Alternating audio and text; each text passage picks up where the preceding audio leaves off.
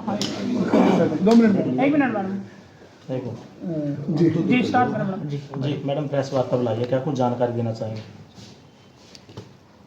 जैसा कि आपको पता है कि आप लोगों की तरफ से काफ़ी क्वेश्चंस आ रहे थे डिसमिसल के रिगार्डिंग, तो उसी के रिगार्डिंग ही हम क्लैरिफाई करने के लिए आपको बुलाया है। जो सुनील संधू था वो हमारी नशा मुक्ति टीम का सदस्य था।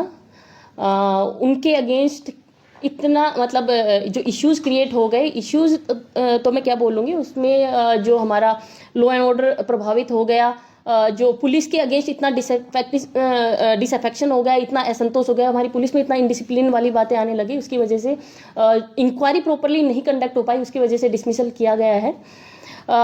जो ये मैटर है स्टार्ट हुआ है कि एक सिटी थाने में एक जो सुनील संधू है उनकी टीम द्वारा एक रेड कंडक्ट की गई थी 16 फरवरी को।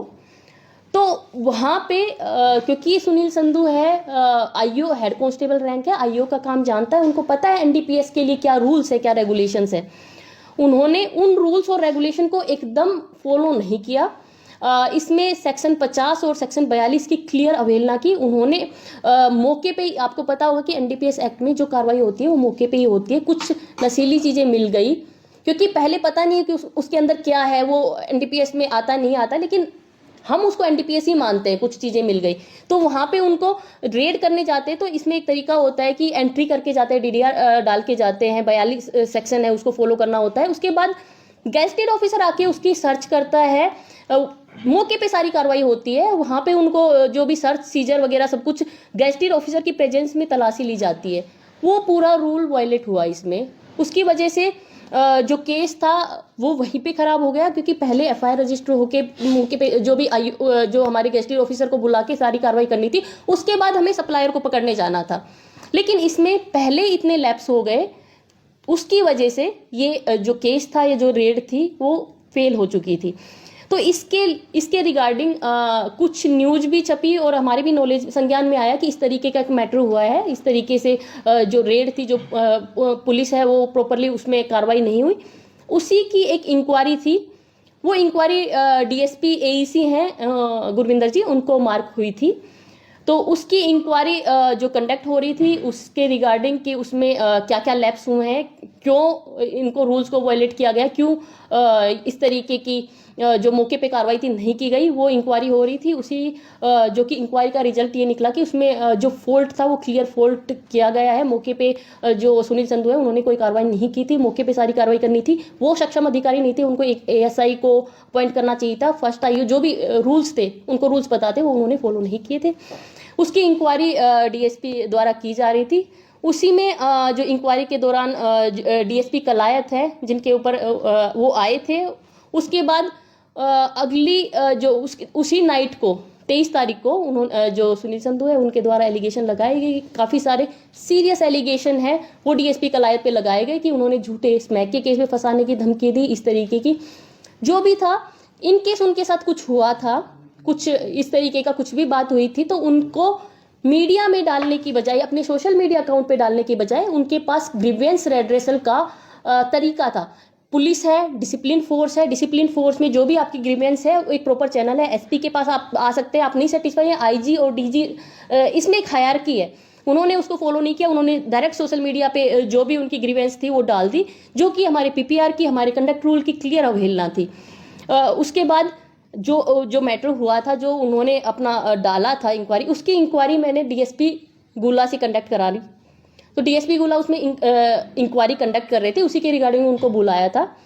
फिर उन्होंने सोशल मीडिया पे जो भी आना था तो वो सोशल मीडिया पे लाइव होके उन्होंने फिर स्टेटमेंट दे दिया कि मुझे उम्मीद है कि वो न्याय करेंगे। इस तरीके की उन्होंने पुलिस के प्रति, अपने सीनियर अफसर के प्रति क्लियर की उनको भरोसा नहीं है, इस तरीके की बातें दिखाई। वो अपनी ग्रीवेंस का फिर से प्रॉपर चैनल से रख सकते थे, लेकिन उन्होंने फिर से लाइव आके काफ़ी सारी जो बातें कही वो हमारे कोड ऑफ कंडक्ट का वायलेशन है, वो हमारे पीपीआर का वायलेशन है। इस तरीके से जो डिसिप्लिन फोर्स है वो इस तरीके से बिहेव नहीं कर सकती। वहाँ पे उन्होंने इस तरीके का थ्रेटन भी किया कि इन केस मतलब भाइयों ज़रूरत होगी तो मैं आपको फिर बुलाऊंगा, इस तरीके की चीज़ें हैं वो क्लियर धमकी देती है। उन्होंने उनके वहाँ पे काफ़ी लोगों ने मतलब काफ़ी खापे आ गई, इस तरीके से किस तरीके का भय का माहौल हो गया कि फेयर इंक्वायरी कंडक्ट नहीं हो पा रही थी। उसमें एक तरीके से जो गवाह थे, एक तरीके से थ्रेटन उनको भी कि गवाह भी हमारे पास खुल के आने के लिए रेडी नहीं थे कि सोशल मीडिया पे इतना ट्रायल स्टार्ट हो गया, एक तरफा चीज़ें हो गई, इतने में फेयर इंक्वायरी कंडक्ट नहीं हो पा रही थी। हमारे डीएसपी साहब ने लिख के भेज दिया कि जिस तरीके का थ्रेटन का माहौल है, वहाँ थ्रेटन हो रहे हैं, जिस तरीके से बोला जा रहा है कि भाइयों ज़रूरत होगी तो मैं बुलाऊंगा, और इतनी खापे आ गई है कि हम धरना करेंगे, हम जाम कर देंगे, इस तरीके से, तो ऐसे में इंक्वायरी कंडक्ट नहीं हो सकती।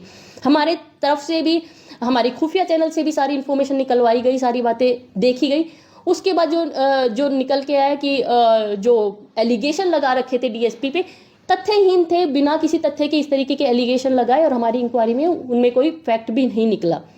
उसके अलावा जो वर्दी का उन्होंने मिसयूज़ किया, वर्दी में जो अपनी वीडियो वो डालते थे, उनको अवेयरनेस के लिए जो वीडियो थी वो हमारा आधिकारिक पेज है सोशल मीडिया पे, फेसबुक पे भी पुलिस का, कैथल पुलिस का, इंस्टा पे भी, जो हमारा ट्विटर पे भी हैंडल है, वहाँ पे वो अवेयरनेस प्रोग्राम के लिए डाल सकते थे, लेकिन उन्होंने अपने पर्सनल अकाउंट पे अपने लाइक फॉलोअर्स बढ़ाने के लिए और अपने निजी लाभ के लिए उसको यूज़ किया है पुलिस की वर्दी को, जो कि एक डिसिप्लिन फोर्स में कतई मतलब बर्दाश्त नहीं किया जा सकता। ये घोर एक तरीके से नियमों का उल्लंघन माना जाएगा। तो इस तरीके के जो उन्होंने इस तरीके की जो सिचुएशन पैदा कर दी, उसके बाद उन्होंने दे दिया कि मैं भूख हड़ताल पे बैठ जाऊंगा।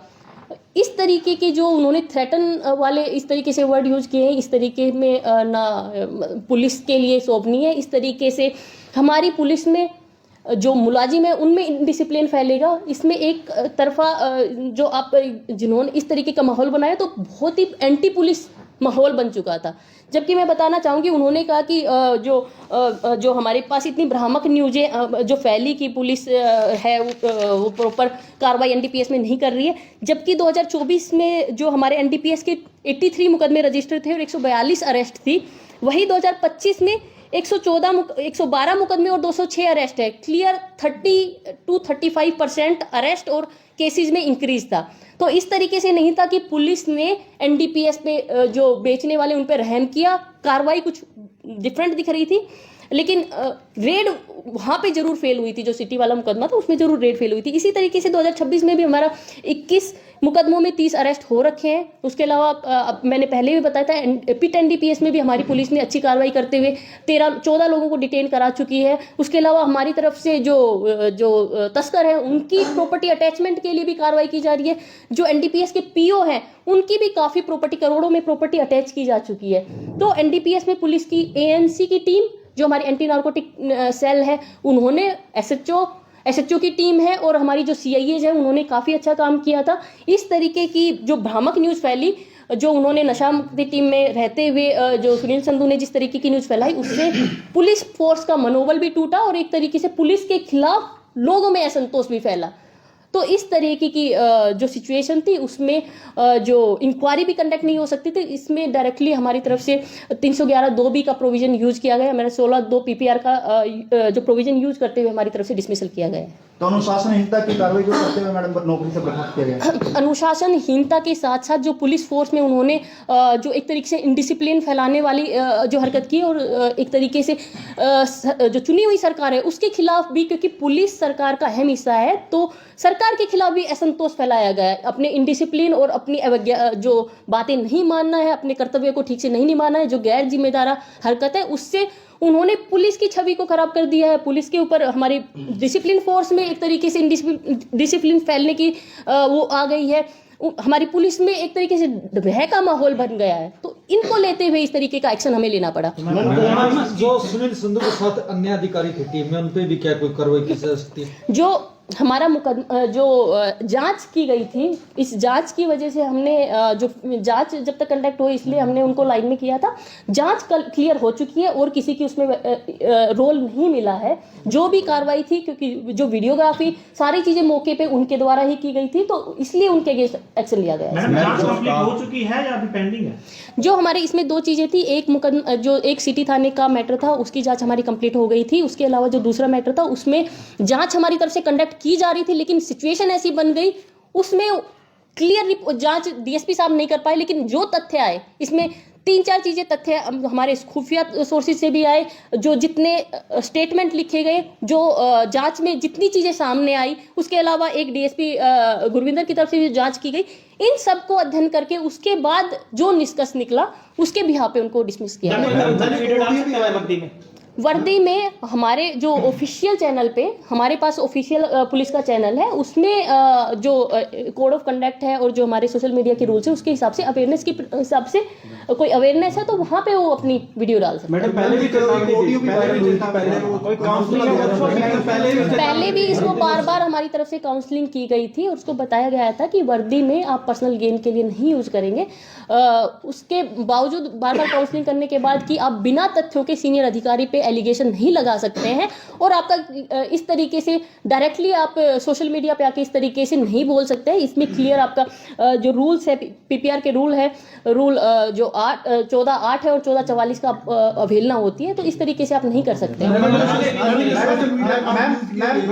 ये भी बताया जा रहा है कि 2 दिन पहले जो है आपने उनको लेटर जारी करके बताया था कि वीडियो में जो है आप वर्दी वीडियो नहीं बना सकते, लेकिन उसके बावजूद भी बनाई गई। उनको हमने बताया गया था, उसके बाद भी उन्होंने मतलब वर्दी का यूज किया, जो कि क्लियर जो हमारी इनिशियल में जो हमारी खुफिया सोर्सेज है उसमें आया हुआ है कि उन्होंने इतने सारे चैनल बना रखे हैं और उनमें इतने सारे फॉलोवर्स है, उसमें वो वर्दी का यूज कर रहा है, जिसमें वो वर्दी का यूज कर रहा है। और क्योंकि आपको पता है वो जो अकाउंट्स है वो जो प्राइमरी फीस है कमर्शियल अकाउंट दिख रहे हैं।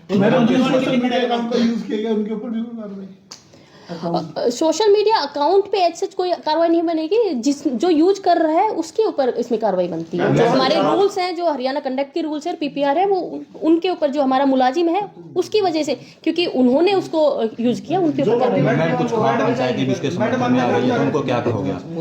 जो भी मेरी तरफ से जो खाप पंचायत है उनको भी रिक्वेस्ट रहेगी, क्योंकि हमें इंक्वायरी होती है, उसमें दोनों का पक्ष जानना जरूरी होता है। एक तरफा कार्रवाई नहीं होती है, एक तरफा प्रेशर क्रिएट करने लग गए तो निष्पक्ष जांच कभी नहीं हो सकती।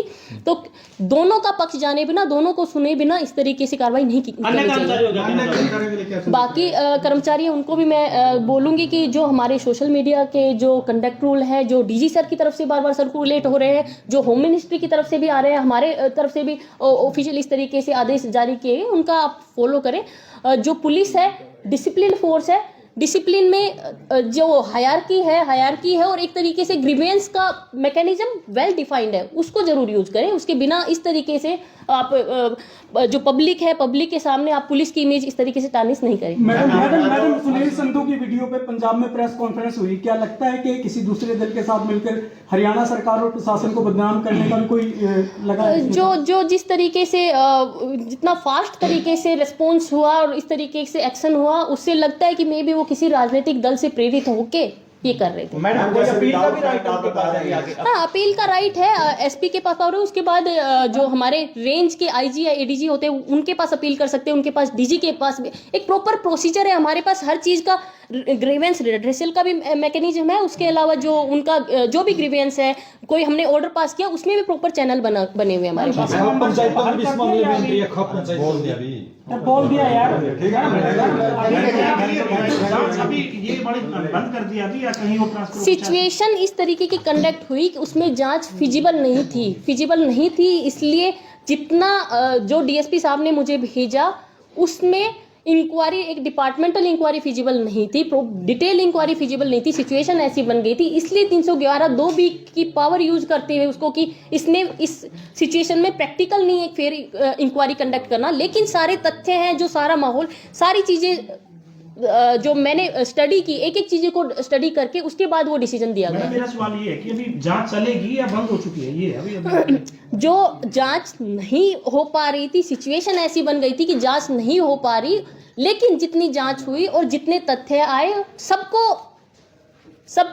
देखा गया, सबको पूरा अध्ययन डिटेल में अध्ययन करके उसके बाद डिसीजन दिया गया है।